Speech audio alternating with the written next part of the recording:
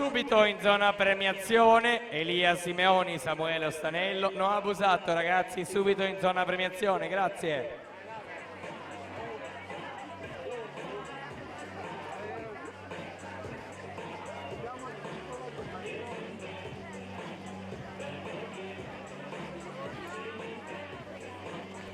Proseguiamo con la cerimonia di premiazione dei 100 metri farfalla, esordienti A femmine. Consegna le medaglie l'assessore allo sport del comune di Treviso, Silvia Agnizzetto. Consegna la medaglia di bronzo per il suo terzo posto per i colori del centro nuoto rosa col tempo di 1:14:06, Matilda Adda.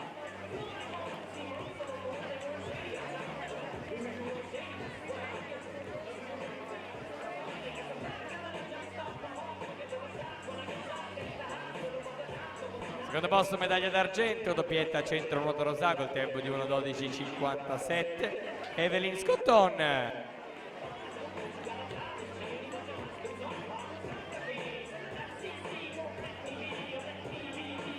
E per chiudere il podio, sempre del centro nuoto rosa col tempo di 1:12:17, Cecilia Zanon. Alla partenza la serie numero 18. Assoluti femmine.